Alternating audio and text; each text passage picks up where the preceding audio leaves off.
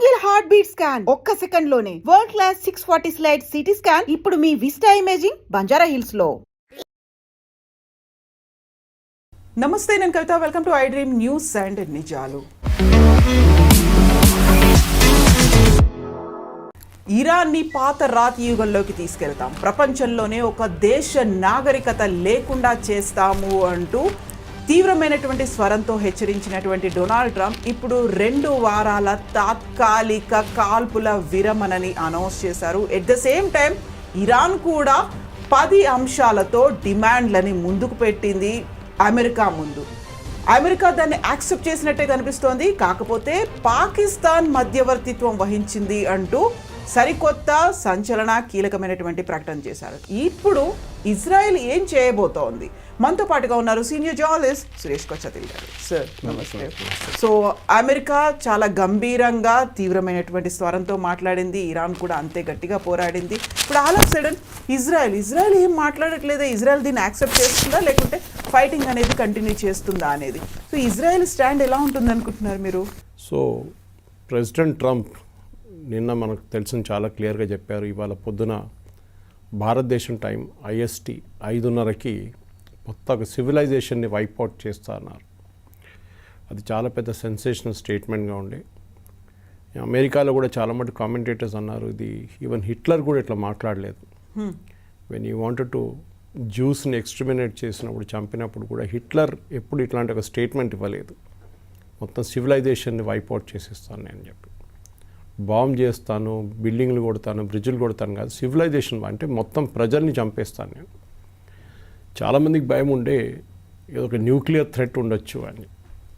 ఎందుకంటే ఇరాన్ లాంటి ఇంత పెద్ద ఒక దేశాన్ని మీరు డిస్ట్రాయ్ చేయాలంటే మీకు న్యూక్లియర్ వెపన్స్ యూజ్ చేయాల్సి ఉంది. టాక్టికల్ వెపన్స్తో పనికి రాదు. కానీ మనం ఏం చూసామంటే దాని తర్వాత ఒక సీజ్ ఫైర్ అనౌన్స్మెంట్ ట్రంప్ చేశారు. దాన్ని అంగీకరించుకుంటా అట్లా ఇట్లా కాకుండా చెప్పి ఇరాన్ కూడా సో అండ్ సో స్టేట్మెంట్ ఇచ్చారు అంతే, సేయింగ్ దట్ మేము ఒక 10-point ప్రపోజల్ పెట్టాము, దాన్ని అంగీకరించిస్తే దాని స్టార్టింగ్ పాయింట్ ఆఫ్ టాక్స్ ఉంటే మేము కూడా we will also strait of హార్మోస్ని స్లోలీ ఓపెన్ చేస్తాం, subject to lot of conditions. వాళ్ళ IRGC ఇన్స్పెక్షన్స్ ఉంటుంది, అలౌ చేయాల్సి వస్తుంది. అది కాకుండా టెక్నికల్ ప్రాబ్లమ్స్ ఉంది, అది కూడా సార్ట్ అవుట్. ఇప్పుడు ఏం జరిగిందంటే ట్రంప్, అమెరికాలో ఇప్పుడు కామెంటేటర్స్ ఒకవైపు ట్రంప్ టాకో అంటారు వీళ్ళు, ట్రంప్ ఆల్వేస్ చికెన్స్ అవుట్ అంటే లాస్ట్ మినిట్లో విత్డ్రా చేసుకుంటాడు ట్రంప్. అదే జరిగింది ఈసారి. ఈ యుద్ధం అమెరికాకి ఒక పెద్ద వియట్నాం వార్ లాగానే ఒక డిబాకిల్ అయిపోయింది. ట్రంప్ అంగీకరించుకున్న 10 కండిషన్స్లో ఒకటి, యురేనియం గురించి ట్రంప్ మాట్లాడకూడదు, అమెరికా మాట్లాడకూడదు. నో, మనం అర్థం చేసుకోవాలి కవిత గారు, ఈ యుద్ధం మొదలైంది ఇజ్రాయెల్తోనే, అమెరికాతో కాదు. ప్రాబ్లం ఇప్పుడు కూడా ఇజ్రాయెల్కి ఉంది, అమెరికాకి ప్రాబ్లం లేదు. ఇజ్రాయెల్ ప్రాబ్లం ఎందుకంటే ఇజ్రాయెల్ని ఆక్రమించుకుంటారు 2 చోట్ల నుంచి, ఒకటి గాజా నుంచి హమాస్, లెబనాన్ నుంచి హెజ్బుల్లా, అది కాకుండా హూతీలు రెడ్ సీ దగ్గర యెమెన్లో కూర్చున్నారు. వీళ్ళు ముగ్గురు ఈ ప్రాక్సీస్ కలిసి ఇజ్రాయెల్ మీద దాడి చేస్తూనే ఉంటారు రెగ్యులర్గా. వాళ్ళని అరికట్టడానికే ఫస్ట్ ఫేజ్లో అక్టోబర్ 7th ఆ రోజు జరిగిన ఇజ్రాయెల్ మీద దాడి జరిగిన తర్వాత ఇజ్రాయెల్ ఆల్మోస్ట్ హమాస్ లీడర్షిప్ని కంప్లీట్గా ఫినిష్ చేసేసారు.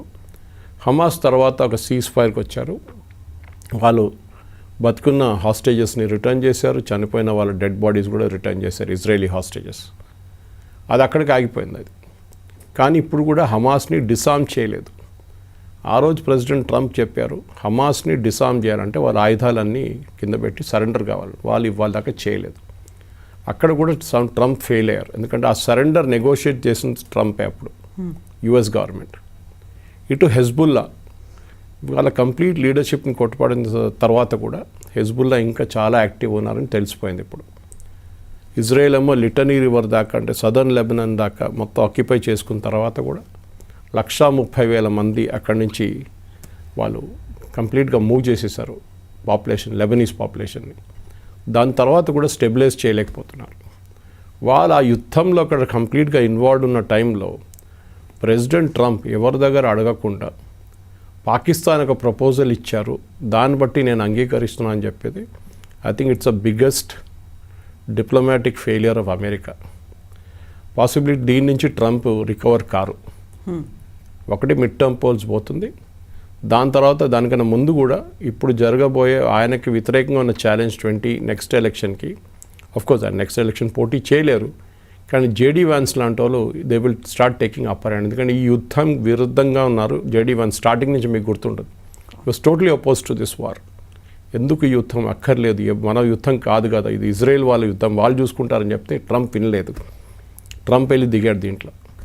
ఇప్పుడు ఇజ్రాయెల్ ఏమంటున్నారంటే మా దగ్గర మీరు అసలు కన్సల్టే చేయలేదు, చేయకుండా మా గురించి మీరు ఎట్లా పీస్ డీల్ చేస్తారు, మా వైపు ఉన్నది మేము చూసుకుంటాం, హెజ్బుల్లా డీల్ చేస్తున్నాం మేము, you cannot agree to Iran's condition saying హెజ్బుల్లాని ముట్టకూడదని మీరు ఎట్లా అంటారండి, అది హౌ ఇట్స్ నాట్ పాసిబుల్ అని.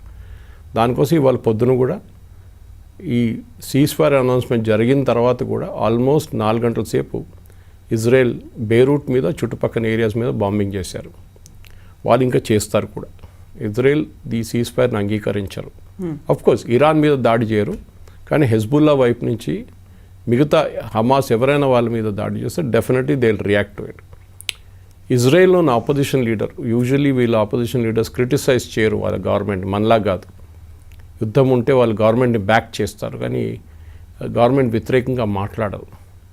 కానీ అక్కడున్న ఆపోజిషన్ లీడర్ కూడా ఇవాళ ట్వీట్ చేశారు.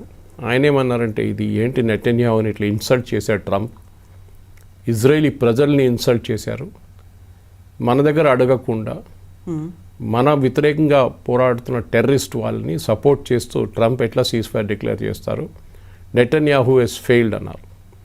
ఇది పెద్దగా స్టేట్మెంట్. ఎందుకంటే కవిత గారు, ఇజ్రాయెల్లో ఎలక్షన్స్ వస్తుంది దగ్గరే, 2-3 నెలలు వచ్చేస్తుంది ఎలక్షన్. దాంట్లో నెటన్యాహు ఇప్పుడు దాకా లీడింగ్లో ఉన్నారు. కానీ ఈ స్టేట్మెంట్తో, ఈ సీజ్ ఫైర్తో బహుశా నెటన్యాహు ఫ్యూచర్ కూడా డౌట్లో ఉంది ఇప్పుడు. ఇజ్రాయెల్ లాబీ, యూఎస్లో ఉన్న లాబీ చాలా పవర్ఫుల్. ఇది ఏ అమెరికన్ ప్రెసిడెంట్ అయినా, రిపబ్లికన్ అయినా, డెమోక్రాట్ అయినా భయపడతారు. మీడియా వాళ్ళ చేతిలో ఉంది, ఫైనాన్స్ వాళ్ళ దగ్గర ఉంది. సో ఈ జూయిష్ లాబీ అనేది చాలా పవర్ఫుల్ లాబీ. వాళ్ళు ఇప్పుడు చూడండి, ఎందుకంటే ఈ సీజ్ ఫైర్ ఎట్లయినా ఉండదు ఎక్కువ రోజులు, ఎందుకంటే దీంట్లో పెట్టిన కండిషన్స్ అమెరికా అంగీకరిస్తే ట్రంప్కి అక్కడ ఉద్యోగం ఉండదు రేపు. ఇటువైపు ఇరాన్ ఇంకా స్ట్రాంగ్ అయిపోతారు. ఎందుకంటే మీరు మా యురేనియం ముట్టకూడదని చెప్పి 10-point అగ్రిమెంట్లు రాస్తే President Trump says it's a workable agreement. ఆయన స్ట్రేట్ అవే రిజెక్ట్ చేసేయాలండి, మిసైల్స్ ముట్టకూడదు. ఎస్ అన్నారు ట్రంప్. అమెరికన్ ఫోర్సెస్ గల్ఫ్ నుంచి మొత్తం విత్డ్రా చేసుకోవాలి, ఎక్కడెక్కడ డిప్లాయ్ ఉన్నారో వెళ్ళిపోవాలి, మీ బేస్లు కూడా ఇక్కడ ఉండకూడదు. ఆలోచించండి సౌదీ అరేబియా సంగతి. వాళ్ళు భయపడతారు. Osama bin Laden next version వచ్చి సౌదీ అరేబియాని టేక్ ఓవర్ చేసుకుంటారు రేపు. ఖత్తర్ కూడా అంతే, 4 లక్షల మంది వాళ్ళ పాపులేషన్, ఈజీగా టేక్ ఓవర్ చేసుకోవచ్చు ఖత్తర్ని. ఆర్మీ లేదు, ఏం లేదు వాళ్ళ మీద. రేపు ఈవెన్ సేమ్ ఇరాన్ దాడి చేస్తే కూడా ఏం చేయలేరు వాళ్ళు రేపు, ఎందుకంటే ఇరాన్ దగ్గర చాలా యాక్టివ్ ఆర్మీ ఉంది. వాళ్ళు 2 యుద్ధాలు చేశారు ఇప్పుడు దాకా, అమెరికాని అడ్డుకున్నారు ఇంత బాగా. సో రేపు ఇట్లాంటి సిచ్యువేషన్లో గల్ఫ్ కంట్రీస్ రియలీ భయపడతారు ఈ సీజ్ ఫైర్తో. ఇప్పుడు సరే ఫైనల్ సీజ్ ఫైర్ టెక్స్ట్ ఏమొస్తుందో చూద్దాం. కానీ అమెరికా ఇప్పుడు ఏమంటున్నారు, ఇప్పుడు లేటెస్ట్ నేను మీతో మాట్లాడే ముందు I was checking the news. America అంటున్నారు ఇరాన్ని రీబిల్డ్ చేయడానికి, అంటే వీళ్ళు బాంబ్ చేసి డెస్ట్రాయ్ చేయని రీబిల్డ్ చేయడానికి సహాయం మేము చేస్తాం. అసలు ఎందుకు స్టార్ట్ చేశారు, ఎందుకని డిస్ట్రాయ్ చేశారు?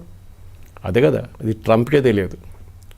సో ట్రంప్కి 25th అమెండ్మెంట్ తీసుకొస్తున్నారని చెప్పి చాలా మటుకు రూమర్స్ ఉండే, కానీ అది జరగదు. ఎందుకంటే 2/3 మెజారిటీ కావాలి. అంటే బేసిక్లీ వాళ్ళ ప్రెసిడెంట్కి మెంటలీ అన్స్టేబుల్, ఆయన కరెక్ట్గా పని చేయలేరు అని చెప్పేసి అమెరికన్ కాన్స్టిట్యూషన్లో కండిషన్ ఉంది. అది ఈయన దగ్గర న్యూక్లియర్ ఫుట్బాల్ ఉంది, అంటే వాళ్ళ న్యూక్లియర్ బటన్ ప్రెస్ చేసే బ్రీఫ్ కేస్ ఉంది. ఇట్లాంటి మనిషి దగ్గర ఇట్లాంటి పవర్ ఉండకూడదు, ఈజ్ మెంటలీ అన్స్టేబుల్ అని డిక్లేర్ చేసి యుఎస్ కాంగ్రెస్లో 2/3 మెజారిటీతో రెజల్యూషన్ పాస్ చేస్తే ప్రెసిడెంట్ తీసి వైస్ ప్రెసిడెంట్ కూర్చోబెట్టచ్చు.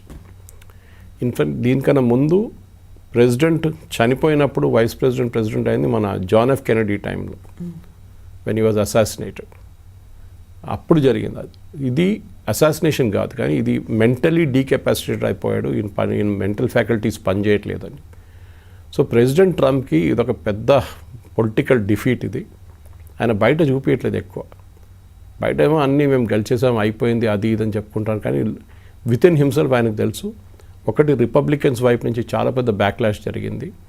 ఆయన ఓన్ మెగా అంటే make America great again crowd వాళ్ళ వైపు నుంచి కూడా చాలా మటుకు ఏం చెప్తారు ఒక బ్యాక్లాష్ జరిగింది. నవంబర్లో జరగబోయే మిడ్ టర్మ్ పోల్స్ ఓడిపోతా అని తెలిసిపోయింది. సో దానికోసం కంప్లీట్గా విత్డ్రా చేసుకున్నారు. ఇప్పుడు ఇరాన్ ఇచ్చిన పాయింట్స్ మీరు పక్కన పెడితే కూడా దాంట్లో చాలా మటుకు అమెరికాకి కావాల్సింది ఏం జరగట్లేదు. One of the main things అమెరికాకి ఏం కావాలంటే వాళ్ళ యురేనియం. ఇప్పుడు యురేనియం గురించి మాట్లాడలేదు. యురేనియం ప్యూరిఫికేషన్ యురేనియం ఏంటి ఏం లేదు. బహుశా ఏం జరగవచ్చు అంటే ఈ అగ్రిమెంట్లో ఇరాన్ నెక్స్ట్ ఒక 5 సంవత్సరాలకి యురేనియం ప్యూరిఫికేషన్ బిలో 20% పెట్టుకుంటామని ఒక అష్యూరెన్స్ ఇస్తారు. అది వాళ్ళు చేస్తారో లేదో డిఫరెంట్ థింగ్. ఐఏఈని ఇన్స్పెక్టర్స్ని అలౌ చేస్తారో లేదో అది కూడా చూడాల్సింది. రెండవది వాళ్ళు స్ట్రెయిట్ ఆఫ్ హార్మోస్ కంట్రోల్ చేయడం. ఇదొక పెద్ద ఇష్యూ కాబోతుంది కవిత గారు. ఎందుకంటే స్ట్రెయిట్ ఆఫ్ హార్మోస్ దీనికన్నా ముందు యుద్ధానికన్నా ముందు ఫ్రీగా ఉండే, ఎవరైనా వెళ్ళొచ్చు ఎవరైనా రావచ్చు. రోజుకి 120 షిప్లు ఒటువైపు వెళ్తుంటుంది బయటకు వస్తుంటుంది. ఇప్పుడు ఇరాన్ ఏమంటున్నారంటే మేము దాని మీద ఒక టోల్ పెట్టబోతున్నాం. అది కూడా అమెరికా ఇండైరెక్ట్లీ ఎస్ అని చెప్పారు. ఆలోచించండి. ఎందుకంటే అమెరికాకి ప్రాబ్లం లేదు. అక్కడ వెళ్తున్న most of the ships India వైపు చైనా వైపు వెళ్తున్న షిప్స్ ఉంటుంది, సౌత్ ఈస్ట్ ఏషియా వైపు వెళ్తున్న షిప్స్ ఉంటుంది, యూరోప్ వైపు వెళ్తుంటుంది. సో ఇరాన్ ఏమంటున్నారంటే మేము ప్రతి షిప్ మీద దాని total consignment value for example ఒక $200 million అనుకోండి, ఆయిల్లో లేకుంటే కంటైనర్ కార్గోను నంబర్ తీసుకుంటున్నాను నేను. దాని మీద 1% మేము we will put a toll duty. అంటే ఎంత అవుతుంది? ఇట్ విల్ బి 200 million అంటే $2 million. అప్పుడు షిప్ వాళ్ళు ఏమంటున్నారంటే ఇది మంచిది, ఎందుకంటే ఇప్పుడు మేము ఇన్సూరెన్స్ కోసం 10 నుంచి 15% ఇన్సూరెన్స్ కడుతున్నాం టోటల్ కార్గో వాల్యూ మీద. 1% అయితే చీప్ కదా. ఇరాన్కి డబ్బులు ఇచ్చేసి ఇన్సూరెన్స్ అక్కర్లేదు మాకు మినిమం ఇన్సూరెన్స్ తీసుకుంటామని చెప్పి వాళ్ళు మినిమం తీసుకుంటారు అంతే. సో ఇదొక పెద్ద విక్టరీ ఇరాన్కి. ప్రతి షిప్ నుంచి 1, 2 million, 3 million, 4 million దొరికితే వాళ్ళు ఏమంటున్నారంటే ఇది ఎందుకు తీసుకుంటున్నా మీరు అర్థం చేసుకోండి. మా ఇన్ఫ్రాస్ట్రక్చర్ని అమెరికా అండ్ ఇజ్రాయెల్ కలిసి మొత్తం డిస్ట్రాయ్ చేశారు. దాన్ని మళ్ళీ మేము రీకన్స్ట్రక్ట్ చేయాలంటే మాకు డబ్బులు కావాలి. మా దగ్గర డబ్బులు లేవు. మాకు లాస్ట్ ఒక 15 సంవత్సరాల నుంచి ఈవెన్ టిల్ ఒబామా టైం నుంచి మా మీద శాంక్షన్స్ ఉంది. మేము మా ఆయిల్ అమ్మలేకపోతున్నాం ఇంటర్నేషనల్ మార్కెట్లో డాలర్ వాల్యూతో. ఇప్పుడు మేము ఒకటి మా మీద ఉన్న మొత్తం కంప్లీట్ శాంక్షన్స్ తీసేయాలి. అది కూడా చాలా క్లియర్గా చెప్పారు. Primary sanctions and secondary sanctions రెండు తీయమంటున్నారు. అది కూడా 10 కండిషన్స్లో ఉంది. అండ్ ప్రెసిడెంట్ ట్రంప్ సర్ప్రైజింగ్లీ has said yes to it. నేను అనుకున్నాను ఈవెన్ ఒక ఫస్ట్ రీడింగ్ చూడగానే దీంట్లో ఏదో తప్పు ఉందనుకున్నాను ప్రెసిడెంట్ ట్రంప్ చెప్పింది, కానీ he is now repeated again saying it's a workable proposal. నాకు అర్థం కావట్లేదు. ఆయనకు ఒక పొలిటికల్ సూసైడ్ ప్రెసిడెంట్ ట్రంప్కి ఇది. యుఎస్లో అక్కడున్న డెమోక్రాట్స్ వాళ్ళు ఇడవరు, ఇన్ని ఎంటబడతారు. ఇప్పుడు మీరు ఎట్లా కన్సీడ్ చేశారు ఇరాన్కి ఇదంతా అని చెప్పేసి. ఎందుకు మొన్నదాకా ప్రెసిడెంట్ ఒబామాని ఈయన ట్రంప్ చాలా మటుకు తిట్టాడు. మీకు గుర్తుంటుంది, ఒబామా ఇరాన్కి $90 million ఎంతో డాలర్లు ఇచ్చారని చెప్పి ఒక పెద్ద స్టేట్మెంట్ ఇచ్చారు. ఇరాన్ న్యూక్లియర్ డీల్ సైన్ చేసిన తర్వాత అది యాక్చువల్లీ ఇరాన్ డబ్బులు ఉండేది. అమెరికా పాకెట్ నుంచి ఇవ్వలేదు, ట్యాక్స్ పేర్ నుంచి. ఇరాన్ అసెట్ సీజ్ చేసుకున్న డబ్బులు రిటర్న్ చేశారు అంతే. అదే అగ్రిమెంట్లో ఉండే. ఆ అగ్రిమెంట్ ట్రంప్ క్యాన్సిల్ చేశారు.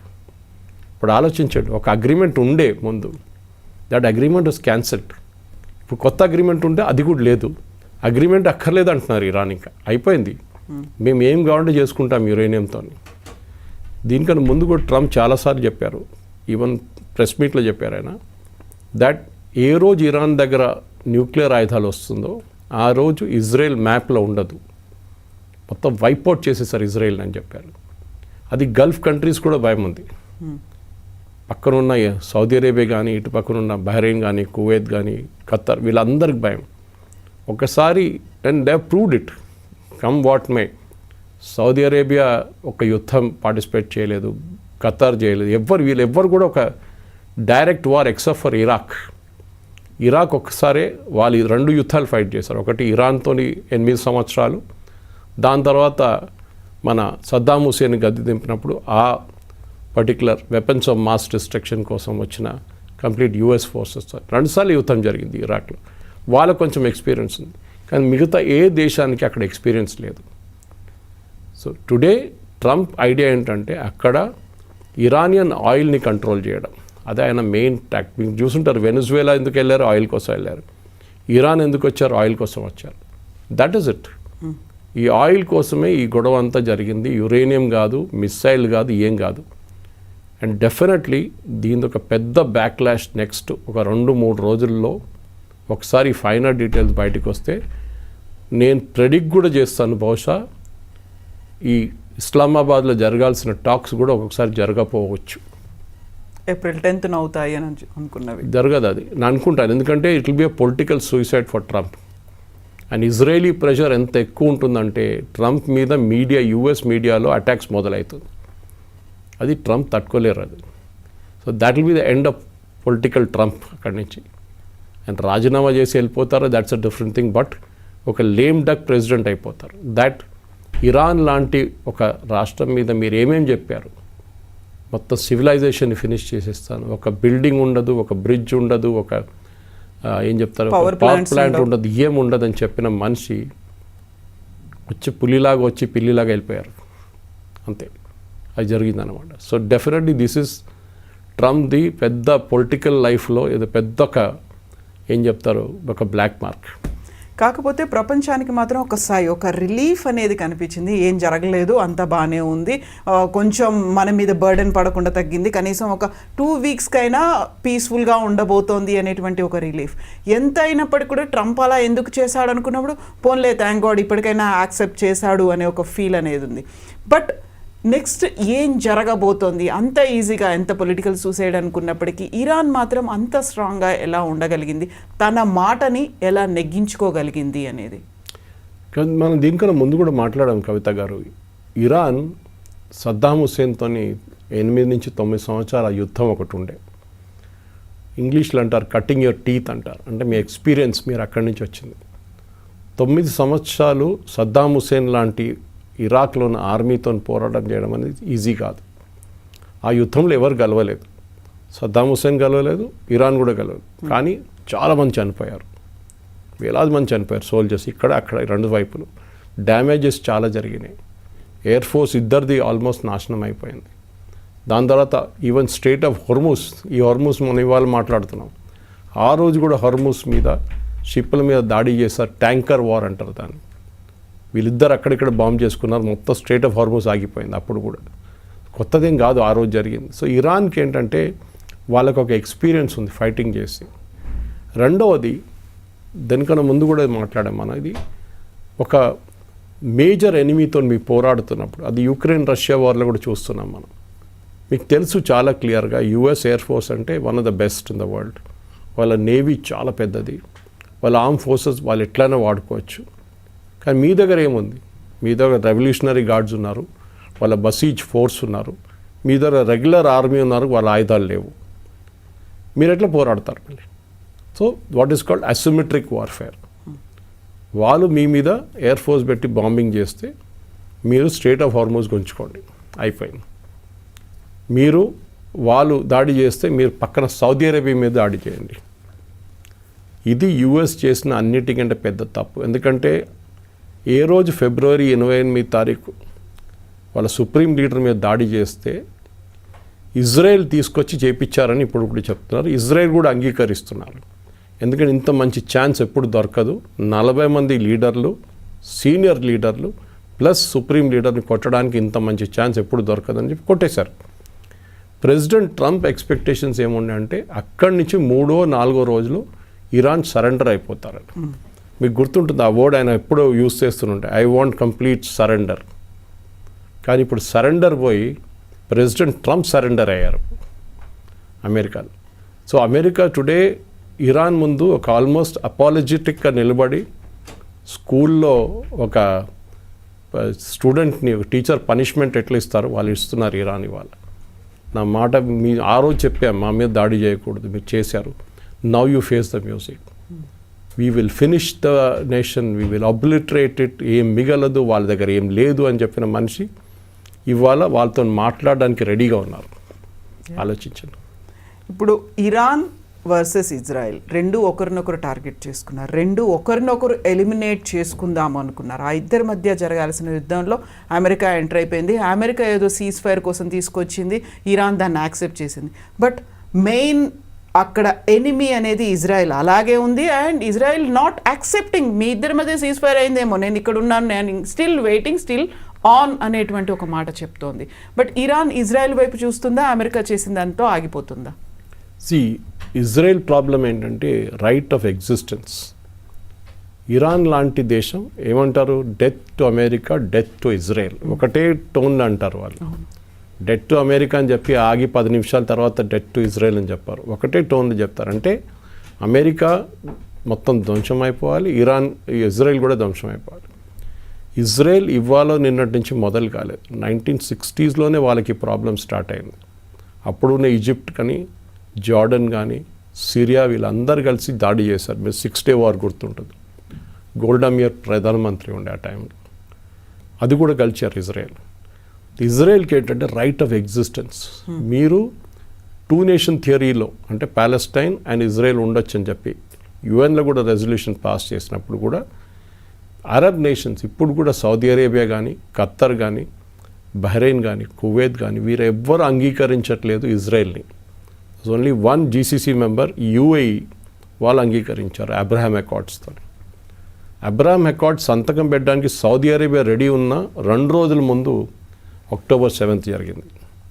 చాలామంది అంటున్నారు అది కావాలని చెప్పి ఇరాన్ చేపించారు, సో దట్ ఇజ్రాయెల్కి గల్ఫ్ కంట్రీస్లో ఒక కాలు పెట్టడానికి చోటు దొరకకూడదు.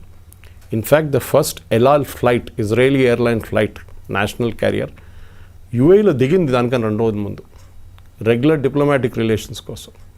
అది మీరు కళలో కూడా మీకు రాదు అది, అంటే ఇజ్రాయెల్ ఒక ఎయిర్క్రాఫ్ట్ వచ్చి ల్యాండ్ రావడం దుబాయ్లో అని. But it happened.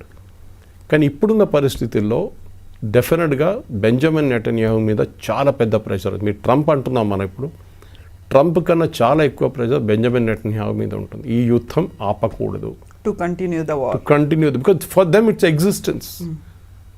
ఇవాళ మీరు హెజ్బుల్లాకి ఒక 2 వారాలు గడిపిస్తే వాళ్ళు రీఆర్గనైజ్ చేసుకుంటారు, కావాలని ఆయుధాలు తెప్పించుకుంటారు, వాళ్ళ ఫోర్సెస్ని రీఆర్గనైజ్ చేసుకుంటారు, లాంచర్స్ని పెట్టుకుంటారు, అన్నీ రెడీ చేసుకుంటారు వాళ్ళు. ఇప్పుడు వాళ్ళు బ్యాక్ ఫుట్లో ఉన్నారు, రేపు వాళ్ళు ఫ్రంట్ ఫుట్లో వచ్చేస్తారు. ఇది ఇజ్రాయెల్ భయం ఇది. And they are genuinely correct, దాంట్లో తప్పులేదు. సో ప్రెసిడెంట్ ట్రంప్ ఇప్పుడు ఏమైపోతుందంటే, ప్రెసిడెంట్ ట్రంప్ ఫస్ట్ నెటన్యాహుతోనే వెళ్ళారు, ఇప్పుడు నెటన్యాహు విరుద్ధంగా మాట్లాడాల్సి వస్తుంది. At the same time Israel US help లేకుండా ఏం చేయలేరు. వాళ్ళ దగ్గర ఉన్న ఎయిర్క్రాఫ్ట్ చూడండి, F-35 is a US aircraft, F-15, F-16 కూడా ఉంది వాళ్ళ దగ్గర. చాలా మటుకు వాళ్ళ దగ్గర ఉన్న ఆయుధాలు అన్ని US నుంచి కొనుక్కున్నారు. సో ఏ US ప్రెసిడెంట్ అయినా కానీ ఇజ్రాయెల్ని ఇగ్నోర్ చేయలేరు, ఇప్పుడు కూడా ట్రంప్ చేయలేరు. కానీ ఇవాళ రేపు నేను ఇజ్రాయెల్కి ఆయుధాలు బంద్ చేసేస్తాను, Israel doesn't follow the ceasefire అంటే that President will not exist for long. ఆయన పదవి పోతుంది ఇండైరెక్ట్గా, అంటే పవర్లెస్ అయిపోతారు ఆయన. ఇజ్రాయెల్ వాళ్ళ యుద్ధం వాళ్ళు నడిపించుకుంటారు వాళ్ళు ఎందుకంటే ఫదం ఇది కాకుండా 1 సంవత్సరం తర్వాత మళ్ళీ మొదలవుతుంది ఇది ఇష్యూ. ఇటు నుంచి హెజ్బుల్లా కొడతారు, అటు నుంచి హమాస్ వాళ్ళు చేస్తారు, అక్కడి నుంచి హూతీలు కొడతారు, same problem will start. Israel ఇప్పుడు కాదు, వాళ్ళ ఫార్మేషన్ టైం నుంచే వాళ్ళకి ఈ ప్రాబ్లం ఉంది. అప్పటి నుంచి Palestine Liberation Organization, Yasser Arafat మీకు గుర్తుంటుంది, వాళ్ళు చేసిన టెర్రరిస్ట్ అటాక్ అయితే ఏం లేదు, ఇప్పుడు జరుగుతున్నాయి అసలు ఏం లేదు. అప్పుడు చాలా మటుకు టెర్రరిస్ట్ అటాక్ జరుగుతుండే. వాళ్ళ ఒక ఎయిర్లైన్ని హైజాక్ చేసి కంపాలా తీసుకెళ్లారు, ఎంటబే, మీకు గుర్తుంటుంది. అది కాకుండా మ్యూనిక్ ఒలింపిక్స్లో వాళ్ళ ఒలింపియన్స్ని చంపారు 1971లో. ఎస్, అట్లా చాలా జరిగినాయి. So Israel knows it's a right of వాళ్ళ ఎగ్జిస్టెన్స్ కోసం పోరాడుతున్నారు వాళ్ళు, ఇంకేం దానికి కాదు వాళ్ళకి. ఏ రోజు వాళ్ళ మీద దాడులు బంద్ అయితే they are peaceful with it. మనలాగనే, మనకు కూడా ఇజ్రాయెల్ లాగానే మా చుట్టుపక్కల అందరు ఎనిమీస్ మనకు, ఒకవైపు పాకిస్తాన్, ఒకవైపు చైనా, మళ్ళీ ఇప్పుడు బంగ్లాదేశ్ ఉన్నారు. ఈ టెర్రరిస్ట్ వాళ్ళకున్న టెర్రరిజం మనకు కూడా ఉంది. దట్ ఈస్ వై ఇజ్రాయెల్ మనం ఒక వైబ్ మీట్ అవుతాం ఒక ప్లేస్లో. కార్గిల్ వార్లో మనకు యుద్ధానికి హెల్ప్ చేసిన ఒకటే దేశం ఇజ్రాయెల్. ఆయుధాలు ఇచ్చారు ఆ టైంలో. యుఎస్ కూడా ఇవ్వలేదు, వాళ్ళు జీపీఎస్ ఆఫ్ చేసేసారు యుఎస్ మన ట్రూప్స్ కోసం. ఇట్లాంటి పరిస్థితుల్లో డెఫినెట్గా ఇండియాకి సింపతి చాలా మటుకు ఇజ్రాయెల్తోనే ఉంది. అది ఇప్పుడు కాదు, మోదీ గారు అక్కడ వెళ్ళినప్పుడు కానీ నెట్న్యాహు గారు ఇక్కడ వచ్చినప్పుడు. అట్ ద సేమ్ టైం ఇరాన్తో కూడా మనకు ఒక కల్చరల్ లింక్ ఉంది, పాత కల్చరల్ లింక్. ఇక అందరు చాలామంది ఏమనుకున్నారంటే ఈ రెవల్యూషన్లో ఇరాన్ పోతే చాబార్ ఫోర్ట్ మనం ఇన్వెస్ట్మెంట్ పెట్టాం, అక్కడ పెట్టుబడి పెట్టాం, అది ట్రంప్ వాళ్ళ లాంటి రెజ్యూమ్ వస్తే వాళ్ళు గుంజుకుంటారు, చాబార్ ఫోర్ట్ మన చేతి నుంచి పోతుంది. పాకిస్తాన్తో చాలా close Trump, so Chabahar port India నుంచి తీసేసేయండి, ఇండియాకి యాక్సెస్ చేయకూడదు అంటారు పాకిస్తాన్. ట్రంప్ అంగీకరిస్తారు కూడా. కానీ it's good that this resume పడలేదు, వీళ్ళు డిస్పోజ్ చేయలేకపోయారు. సో రెజ్యూమ్ ఉంది ఇంకా. కానీ ఎంత ఏం చెప్తారు స్ట్రిక్ట్గా ఉంటారో రెజ్యూమ్ మనం చూడాల్సింది. ఎందుకంటే ఈయన రెజ్యూమ్ చేంజ్ అని అక్కడ వెళ్ళిండు ట్రంప్. ఇప్పుడు కూడా అంటున్నారు రెజ్యూమ్ చేంజ్ అయిపోయింది. ఫస్ట్ లెవెల్ వెళ్ళిపోయారు, సెకండ్ లెవెల్ని కొట్టేసాం, మూడవ లెవెల్ చాలా రీజనబుల్ మనుషులతో మాట్లాడారు. మూడో లెవెల్ వాళ్ళు పంపించిన 10 ఐటెంలు చూడండి ఒకసారి. నార్మల్ మన దేశంలో కూర్చొని మనం రీడ్ చేస్తే మనకే భయం వస్తుంది, ఏంట్రా ఇట్లాంటి కండిషన్స్ పెట్టారు వీళ్ళని ఇరాన్ అని. దాన్ని మేము అంగీకరిస్తున్నామని చెప్పి ట్రంప్ స్టేట్మెంట్ ఇచ్చారు. ఇప్పుడు అమెరికాలో మీరు మీడియా ఏ ఛానల్ అయినా ఆన్ చేయండి, అందరూ ట్రంప్ వ్యతిరేకంగా మాట్లాడుతున్నారు. That Trump has lost the war. And దాంట్లో బికాస్ ఈ కండిషన్స్ అంగీకరించారు. అమెరికా చెప్పిన ఒక్క కండిషన్ కూడా ఇరాన్ అంగీకరించట్లేదు. వాళ్ళు 15 కండిషన్స్ పంపించారు, మనకు తెలియదు అది ఏంటనేది. కానీ దాంట్లో చాలా మటుకు యురేనియం కానీ మిసైల్స్ కానీ అన్నీ ఉన్నాయి దాంట్లో. కానీ రెజ్యూమ్ చేంజ్ జరగలేదు. అక్కడున్న రెజ్యూమ్ వాళ్ళ పాత రెజ్యూమ్ కన్నా చాలా హార్డ్ కోర్ మిలిటెంట్ రెజ్యూమ్గా మారిపోయింది. మేజర్ చేంజ్ కవిత గారు, ఈవెన్ అమెరికన్ న్యూస్ ఛానల్స్ చెప్తున్నాయంటే వాళ్ళ ముల్లాల చేతి నుంచి రూల్ ఇప్పుడు ఐఆర్జీసీ చేతికి వెళ్ళిపోయింది. ఇరాన్ రెవల్యూషనరీ కోర్ గార్డ్ వాళ్ళ చేతిలో ఉంది. ఇప్పుడు కంట్రీ వాళ్ళు నడిపిస్తున్నారు. And they will be far more ruthless. అక్కడున్న ప్రజలు ఎవరైనా రోడ్డు మీద తిరిగి ప్రొటెస్ట్ చేస్తే అంతే సంగతి వాళ్ళది. ఇదే ట్రంప్ 45,000 మందిని చంపేశారు. ఈ 45,000 చంపిన మనుషులతోనే మీరు ఇప్పుడు మాట్లాడుతున్నారు. మీరు డిమాండ్ చేస్తారా రేపు దట్ ఈ చంపిన వాళ్ళు ఎవరెవరు ఉన్నారో వాళ్ళని ఒక ఇంటర్నేషనల్ వార్ క్రైమ్స్ ట్రిబ్యునల్ ముందు తీసుకురామని చెప్పారు ట్రంప్. He's literally last. ఆయనకి అక్కడి నుంచి ఎట్లయినా పారిపోవాలి. ఒక మంచి ఎక్స్క్యూజ్ దొరికింది, ఇది సీజ్ ఫైర్ అని చెప్పి. ఇప్పుడు ఆయన అక్కడి నుంచి మాయమైపోతాడు. ఇజ్రాయెల్ ఏం చూసుకుంటారు వాళ్ళు చూసుకుంటారు, నాకు తెలియదని చెప్పి వెళ్ళిపోతారు. అదే ఇప్పుడు జరుగుతుంది. సో ఇక్కడే మళ్ళీ ఇంకొక క్వశ్చన్ కూడా కనిపిస్తోంది. ప్రతి స్టేట్మెంట్కి స్టిక్ అయి లేరు డొనాల్డ్ ట్రంప్. ఇప్పుడు ఈ 2 వీక్స్ సీజ్ ఫైర్ అనే దానికైనా స్టిక్ అయి ఉంటారా? ఎందుకంటే ప్రతి చోట బ్యాక్లాష్ అనేది వస్తుంది, ప్రతి చోట ప్రొటెస్ట్లు అనేది అవుతున్నాయి. ఈయనే మెయిన్ చేశారు, మళ్ళీ వెనక్కి వచ్చేసారు అనేది ట్రంప్నే బ్లేమ్ చేస్తున్నారు. కాబట్టి దాన్ని రియలైజ్ అవుతారా, మళ్ళీ కంటిన్యూ చేస్తారా, ఏం చేస్తారు అని? నేను చెప్పాను చూడండి, ఈ సీజ్ ఫైర్ కొలాప్స్ అయిపోతుంది, దాంట్లో డౌట్ లేదు. అది ఇద్దరు వైలెన్స్ మళ్ళీ తిరుగుతుందా, బాంబింగ్ మళ్ళీ చేస్తారంటే అది డిఫరెంట్ థింగ్. బహుశా అమెరికన్ ఫోర్సెస్ విత్డ్రా చేయడం మొదలు పెట్టేశారు ఆల్రెడీ. సో అమెరికా ఈ వార్ నుంచి లిటరలీ విత్డ్రా చేస్తున్నారు. రేపు బాంబింగ్ కావాలంటే ఇజ్రాయెల్ చేసుకుంటారు, కానీ మేము చేయమని చెప్పేస్తారు వాళ్ళు చాలా మటుకు. బికాస్ ఇరాన్ ప్రాబ్లం ప్రిన్సిపల్ అమెరికాతో కాదు, ఇజ్రాయెల్తో ఉంది వాళ్ళకి ఇష్యూ. ఇప్పుడు కాదు, ఈ షా ఆఫ్ ఇరాన్ ఉన్న టైం నుంచి వాళ్ళకి ప్రాబ్లం ఉండే. కానీ అట్లా షా ఆఫ్ ఇరాన్ టైంలో Israel and shah were very close. తర్వాత కదా ఖొమేనీ వచ్చి దాని తర్వాత ఒక థియోక్రాటిక్ స్టేట్గా మూవ్ అయిపోయారు. కానీ మీరు అడిగిన ప్రశ్నకి ట్రంప్ ఆయన ఈ సీజ్ ఫైర్ని కంటిన్యూ చేస్తారా లేకుంటే మళ్ళీ దాన్ని పొడిగిస్తారా అని చెప్పేసి డెఫినెట్గా దీన్ని ఎక్స్టెండ్ చేసుకుంటూ వెళ్ళిపోతారు. దీనికి అంతం ఉండదు. ఎందుకంటే ఏ రోజు ట్రంప్ ఇరాన్ కండిషన్స్ అంగీకరిస్తారో ఆ రోజు ఇరాన్లో ఇవాళ కూడా చూడండి, పొద్దున వాళ్ళ ప్రజలందరూ రోడ్డు మీద వచ్చి సెలబ్రేట్ చేస్తున్నారు, ఏదో పెద్ద యుద్ధం కలిసినట్లు. కరెక్టే, అమెరికాని మీరు 38 రోజులు అడ్డుకున్నారంటే you have really won the war. అది ఏ రోజు వియట్నాంలో చూపించిన అదే ఫర్వర్ అక్కడున్న ప్రజలు చూపించారు ఆ రోజు గెరిల్లా ఫోర్స్తోని. అది కూడా ఇరాన్ చేశారు. Whether you accept the Iranian regime or not is a different question altogether. అక్కడ మార్పు రావాలంటే ఎస్, మార్పులు రావాలి. కానీ ఒకటి, వీళ్ళు కావాల్సిన స్ట్రాటజీ అమెరికాది ఇరాన్ని కంప్లీట్గా డెస్ట్రాయ్ చేయడం అని ఉండేది. డెస్ట్రాయ్ చేశారు. కానీ చేసిన తర్వాత మీరు what did you gain out of it? మీకు ఏం వచ్చింది దాని నుంచి? ఏం రాలేదు. Literally zero America has got out of it. Negative అని చెప్పొచ్చు కావాలంటే. దీని నుంచి బయటపడాలంటే అమెరికాకి ఎన్ని నష్టాలైన, ఎన్ని ఎయిర్క్రాఫ్ట్ పోయింది, ఎంతమంది గాయపడ్డారు, 13 మంది చనిపోయారు. ఎందుకు?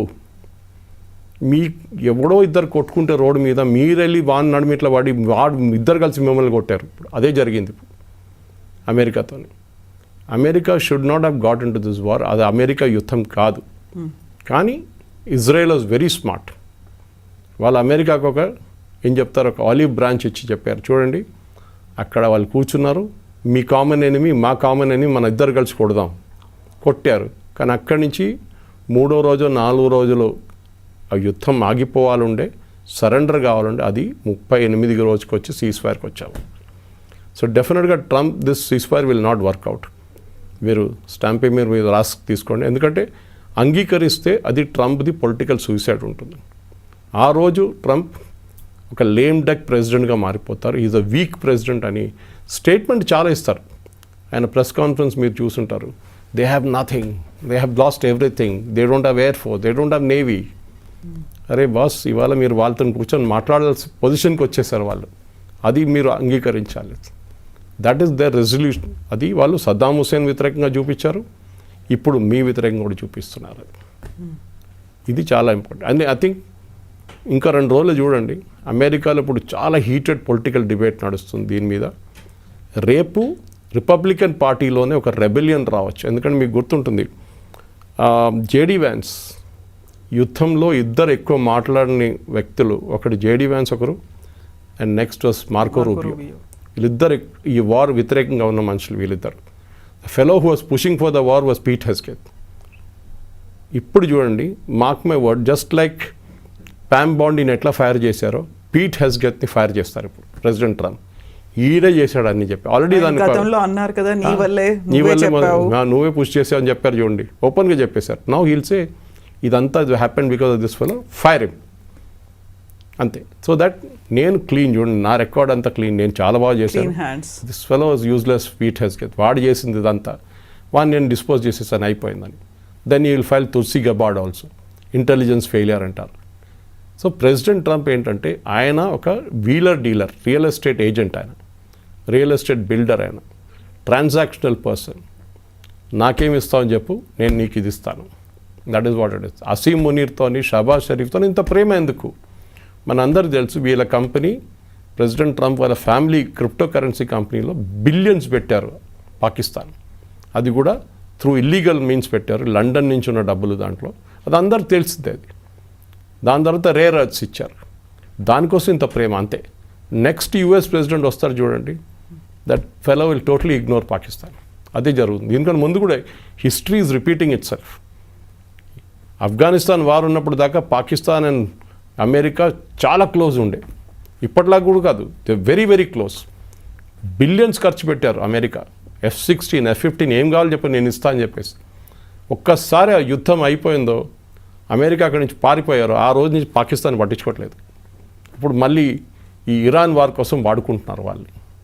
కానీ ఈ ఇరాన్ వార్ ఏ రోజు ఫ్లాప్ అవుతుందో, ఫ్లాప్ అయింది, పాకిస్తాన్ పక్కన పెట్టేస్తారు. Because end of the day even ఇజ్రాయెల్కి తెలుసు Pakistan is a bigger threat than Iran. Muslim నేషన్స్లో only nuclear power today is Pakistan. Iran ఎంత థ్రెట్ ఉందో పాకిస్తాన్ కూడా అంత పెద్ద థ్రెట్టే వాళ్ళకి. రేపు అదే టెక్నాలజీ వాళ్ళు అమ్ముకుంటారో ఏం చేస్తారు, కానీ డెఫినెట్లీ ఇరాన్ మీద ఇజ్రాయెల్ కన్ను ఉంటుంది. దీనికన్నా ముందు కూడా నేను చెప్పాను ఈ మాట.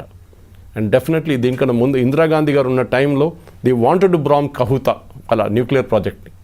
ఇందిరాగాంధీ గారు రీఫ్యూలింగ్ స్టాప్ చేయలేదు పఠాన్కోట్లో. That's a part of history. లేకుండా ఆ రోజు Pakistan was been zero nuclear power, కానీ మనం చేయలేదు. ఈరోజు వాళ్ళ దగ్గర న్యూక్లియర్ వెపన్స్ ఉంది, చూద్దాం. కానీ Israel, I think Israel will not allow ఈ యుద్ధాన్ని. అట్లా వాళ్ళు ఇడవరు, ఇరాన్ని ఫినిష్ చేసే వాళ్ళు ఉంటారు. వాళ్ళు అది ఎట్లా చేస్తారో వాళ్ళ గేమ్ ఉంటుంది, అది సపరేట్గా. Yes, sir. Thank you so very much. much. Thank you. And for more videos, Please subscribe to iDream. Please subscribe to iDream. Please subscribe iDream. And please subscribe to iDream. For more videos, subscribe to iDream. please like, share and subscribe to the channel. Congratulations, iDream. Subscribe to iDream. Subscribe to iDream. So subscribe to iDream Media. iDreamకి iDream team అందరికి huge congratulations. Please subscribe iDream Media. Please subscribe to iDream. Subscribe iDream. Please subscribe to iDream. iDream అంటే నా కళల ఛానల్ను subscribe చేసుకున్న నోరు తిరుగుతలేదు, మీరైతే గంట గుర్తు కొట్టండి. For more such videos, please subscribe to iDream. Subscribe to iDream. Please subscribe to iDream. Please subscribe iDream Media. Please do subscribe to iDream. Please subscribe to iDream Media. For best entertainment and information, please subscribe iDream. And don't forget to subscribe to iDream.